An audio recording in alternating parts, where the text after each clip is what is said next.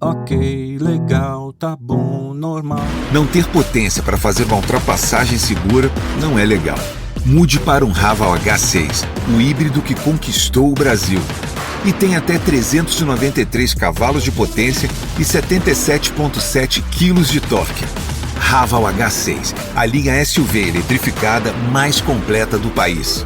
GWM, Hello Tomorrow. Paz no trânsito começa por você. A Liberty Seguros agora é Yellow. Tudo aquilo que já era bom continua igual. Excelência e proximidade permanecem como nossa essência.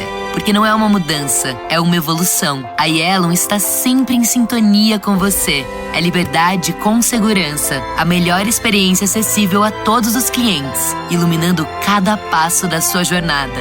Deixe essa luz iluminar seu caminho. Yellow Seguradora. Seguro para viver livre. Consulte seu corretor. Do you like the Daily Blast but want even more analysis of the biggest headlines from around the world? Do you want an ad-free listening experience so there's nothing between you and expert commentary every day? Then consider becoming a member of the DSR Network, where you will also gain access to exclusive content across all of the DSR Network podcasts. Listeners of the Daily Blast can get 40% off of a monthly or annual membership using code BLAST at the dsrnetwork.com/buy. That's code BLAST at the dsrnetwork.com/buy. Now please enjoy the show.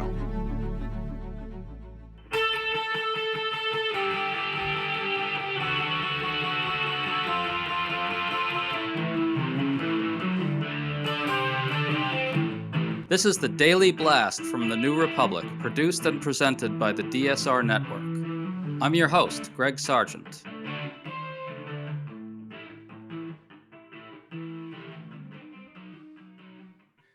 Donald Trump's early picks for his administration are running into serious opposition. It's not clear that Matt Gaetz, Robert F. Kennedy Jr., and Pete Hegseth can get confirmed, even with Republican control of the Senate. That's why it's suddenly time to ask whether Trump will exercise a nuclear option of sorts, recess appointments. Trump recently issued an angry threat by tweet, putting GOP senators on notice that they should be ready to support this. And a conservative lawyer, Ed Whalen, issued a stark warning the other day on one way this might play out, with the complicity of House Speaker Mike Johnson. So we thought we'd check in with Sarah Binder of the Brookings Institution, one of the most knowledgeable experts on congressional rules in the country. She's going to help us walk through what all this could look like. Thanks for coming on, Sarah. Sure. Thanks for having me. Okay, to set the table, Trump has picked Matt Gaetz for Attorney General, RFK for Secretary of Health and Human Services, and Pete Hegseth as Defense Secretary. These are profoundly unqualified, unfit people who are facing one brutal revelation after another. Sarah, does it appear to you as if Republican senators are eager to vote on these people? Seems like it puts them in a bad spot, no? There was not a rush of Senate Republican enthusiasm across the board for these nominees, right? Granted, Trump sort of had a fire hose of nominations here. Certainly the Matt Gaetz one raised the most eyebrows and some outright concern by Senate Republicans. I think one of the issues to keep in mind here, like we always say, what Trump does is not surprising, but it's shocking. And this is yet another example of that. He has said throughout the campaign he wants vengeance, and he wants to put people in place to take down these institutions that he thinks wronged them in term one. These types of appointments, not all of a piece, but putting Matt Gaetz and I'm going to send him to the Department of Justice, that is not surprising, but still quite shocking, given that he's the subject of an ethics committee investigation, and his fellow House Republicans themselves don't seem to approve. Yeah, I mean, every one of these picks seems like it's designed to harm the institution that he's picking them for. If GOP senators don't want to vote on these people, that's where recess appointments come in, right? The Constitution provides for appointments to proceed with the advice and consent of the Senate, but gives the president the power to fill vacancies that arise during recesses of the Senate. The Supreme Court has interpreted that pretty broadly to make a recess almost anything. And Trump recently tweeted that GOP senators should be prepared to support this. Can you walk us through how Trump might pull this trigger now? Well, so first, as you said, it's in the Constitution. President has the authority to make what we think of as short-term, temporary appointments. They would last to the end of the current session. So if let's say President Trump, when he's inaugurated, were to make a recess appointment of RFK Jr. to head HHS, he would, assuming no legal challenges, but we can come back to all that, what Trump would do, make the appointment. That appointment would last. If he makes it in sometime in 2025, it would last to the end of 2026 when Congress goes out of session. Short-term appointments, no involvement of the Senate through its advice and consent through a vote on confirmation. There are a couple hoops here. Supreme Court in 2014 was called on to review the constitutionality of some of President Obama's appointments, and the court found that, first of all, those appointments were unconstitutional because the court said that the Senate is able to say what a recess is, and recesses, the court said, have to be 10 or more days of the Senate out of session. And then that's the green light. Gate opens, president can make a recess appointment. So if there were to be a period in which the Senate is gone for 10 or more days, then yes, under the Constitution, this is a kind of aggressive use of a recess appointment because long ago, the recess appointments were not made when you can't get your person confirmed. Recess appointments were made when the Senate was out of town for months on end, and this was a stopgap. So this would actually require the Senate to agree to be on recess for at least 10 days. And to do that, a majority of senators would have to vote for this scenario, right? And the idea would be Republican senators would be saying, well, the president doesn't want us to vote on his picks for all these cabinet slots, so we will not vote on them, and we will voluntarily clear the way so that he can appoint those lunatics without us voting on them. Is that right? That's what would have to happen. The Senate would have to affirmatively vote, a majority vote, we're going to recess more than 10 days to let the president make those appointments. Is there sort of a basis here for Democrats to resist? I mean, if you have a majority of Republican senators, presuming what they're going to have around 53 senators in the new term, Republicans are, so Democrats could theoretically all band together in unison to oppose any move to recess, and Republicans would have to basically get the majority themselves, which they probably could do. Can you talk about that whole wrinkle here? Sure. So motions to adjourn are like the most important privileged motions that there are. They break everything else. They go first in line. It only takes a majority vote, as you said, but importantly, relatedly, you can't filibuster. You can't filibuster a motion to adjourn. Right. You could amend a motion to adjourn. There's no limitations per se on offering amendments. So if the adjournment motion says we'll come back on a Tuesday in January, the amendment could be let's come back on tomorrow, right? And this could be a means of democratic resistance, you mean? Well, it could be a little shot across the bow, but, think about it. We have these episodes in the Senate that we call vote-a-ramas, where amendments are unlimited. Well, they eventually stop because no one actually wants to put the effort into it. So I don't really think there's a clear way to stop a majority motion if, in fact, a simple majority, 50 senators, are willing to go home on recess. So, Sarah, if Republicans can get 50 senators to support the idea that they should just disappear from town for 10 days so that the president can have an absolutely clear field to appoint whatever whack job he wants, they can do that. Well, they can do that with the consent of the House because the Constitution weighs in on recesses that last longer than 3 days. Okay, I want to come to that in a second, but I want to ask you a quick question about all this. Is it possible that Republican senators might actually prefer this recess option, right? Means they don't have to choose between either voting to confirm these misfits on one side or standing in Trump's way on the other. That's a choice they might not want to make. Of course, it also would mean surrendering a lot of their power, which they might be willing to do to avoid that choice, right? Well, there's a problem here for Senate Republicans because the president has threatened to recess appoint them. So even if they had the guts to stand up in their view, and say, we're going to reject any of these nominees, what they would fear the wrath of Trump, and the person could yet get a recess appointment. So these are, if you're a Senate Republican, it's a choice. It's a trade-off. How badly do I care about these positions and these policies and how we run these institutions? Right. And so here's another version of the nuclear scenario, as I understand it. House Speaker Mike Johnson asks the Senate to go on recess. The Senate says no, putting the chambers at odds. Then Trump would simply adjourn the Congress under Article 2, Section 3 of the Constitution, which empowers the president to do this if the chambers disagree on adjournment. And then once Trump has sent them all home, then come the recess appointments. This is the scenario that conservative lawyer Ed Whalen warned about on Twitter. He said, Mike Johnson must say no to this now.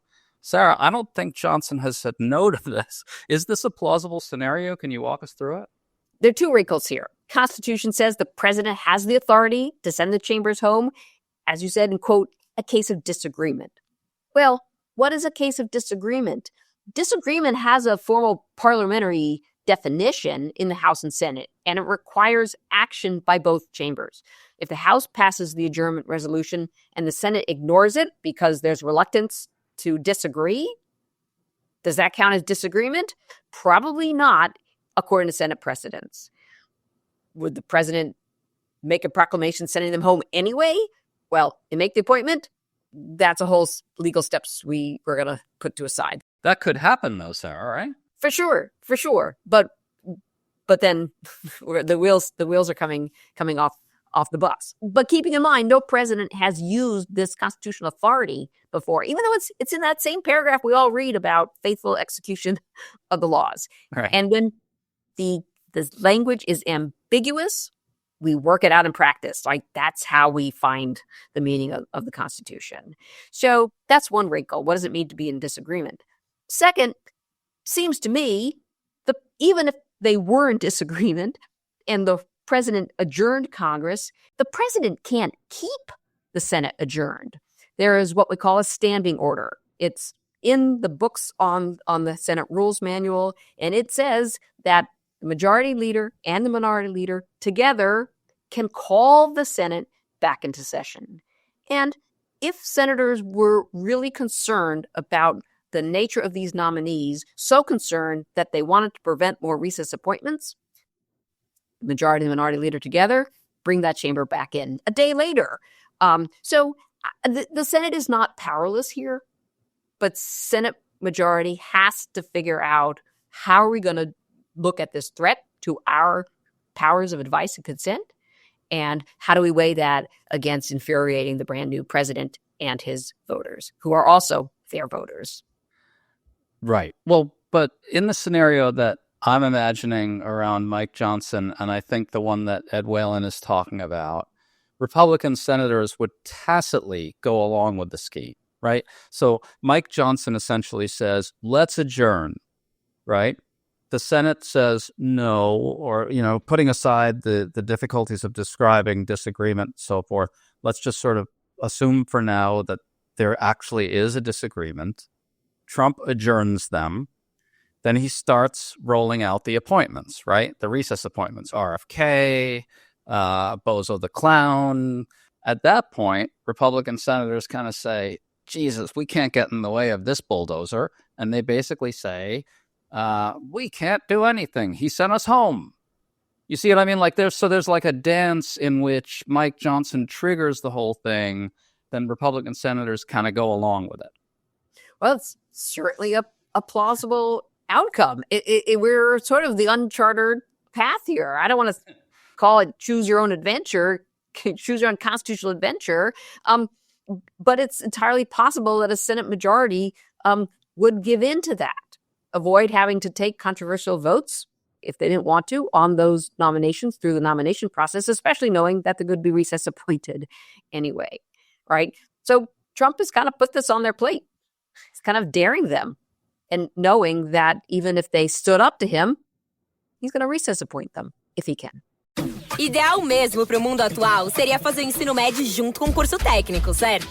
É no Senac que o aluno tem autonomia de verdade, formação cidadã, foco na diversidade, preparação pro Enem, material didático sem taxas e muito mais. Na Real tem tudo que você precisa para se sentir preparado para a vida. Seja para entrar no mundo do trabalho ou te ajudar a decidir o que fazer na faculdade. Quer saber? Senac. Vem comigo. Acesse sp.senac.br/ensino-médio-técnico. Well, I think you really nailed it before when you basically said that, behind all the procedural mumbo jumbo is a fundamental choice that Senate Republicans have to make, right? And the choice is, do they use their power to pronounce on Trump's appointments or not? And, all the rest is kind of gets worked in around that decision. Yes, right. It's a pretty stark choice, right? Loyalty to Trump or loyalty to their roles as lawmakers. And the Constitution gives them the ground to stake their ground if they want to.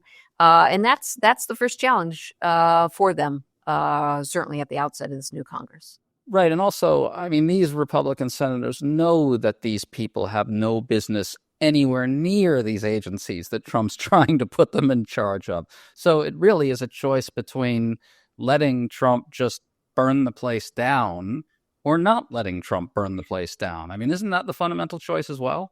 Well, that's one way to read the choice for sure.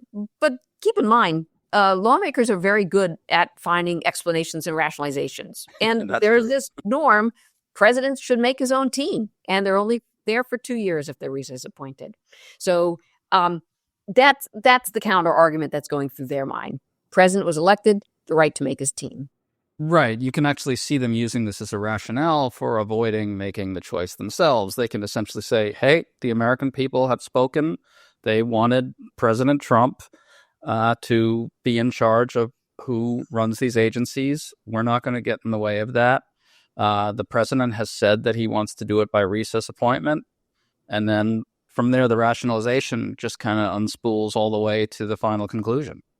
For sure, right? Like the number one learning from the first Trump 4 years, right? The rules and the parchment, they can't protect themselves, right? Rules can't defend themselves. Constitutional provisions don't just leap into action. Lawmakers and those affected, lawmakers have to rise to the challenge and make a choice.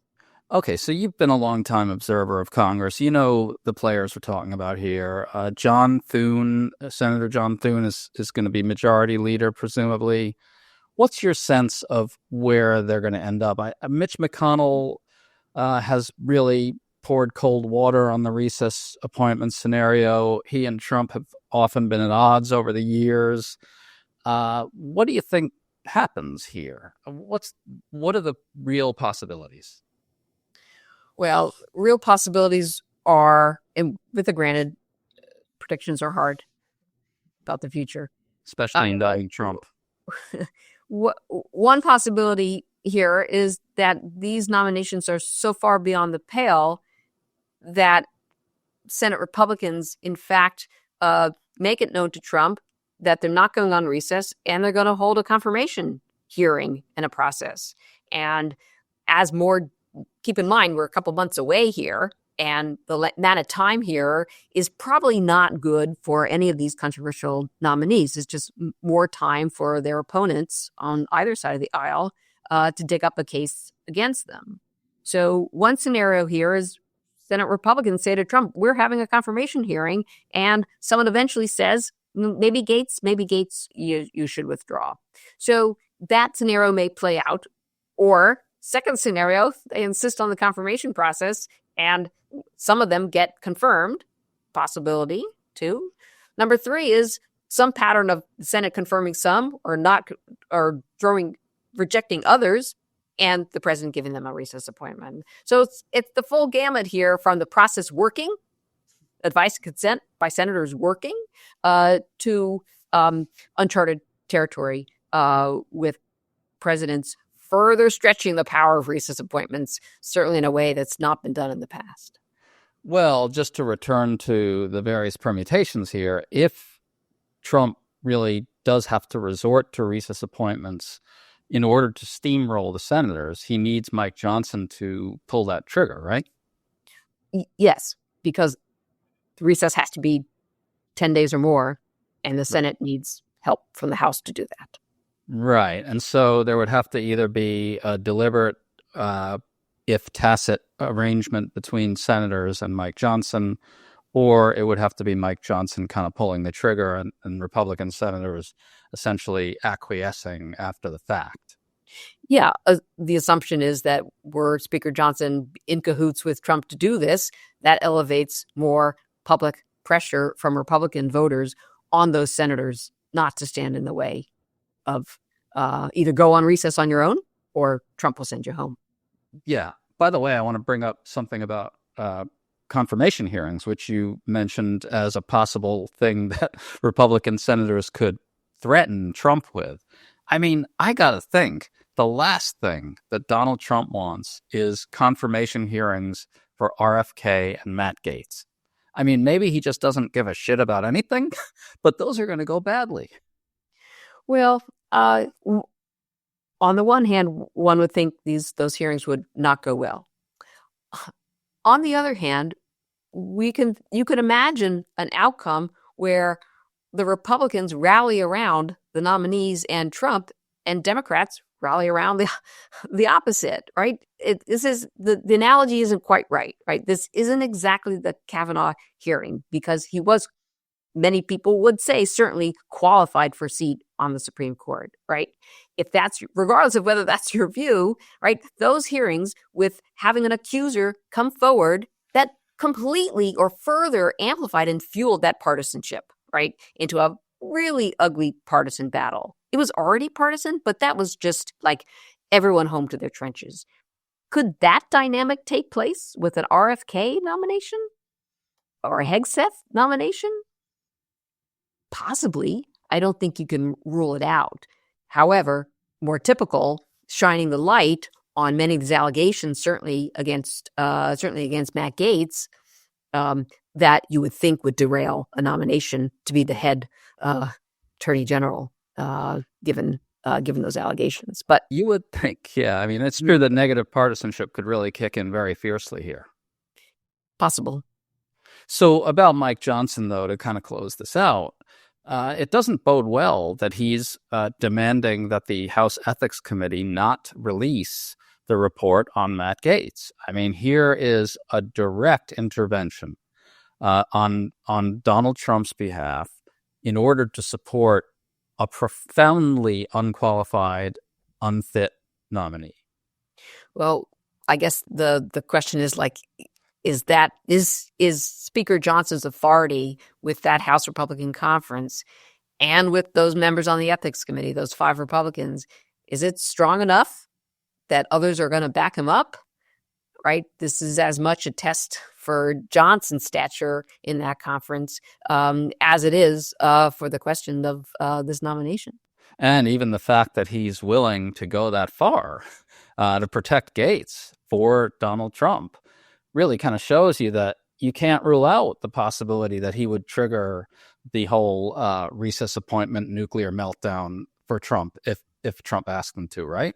Oh, for sure. And keeping in mind that Johnson was unopposed in the conference to be speaker again, surely due to support from Trump in the first place. So I don't think the tight bond between Trump and the speaker to be probably I don't think that's necessarily surprising, but being put to some new uses for sure.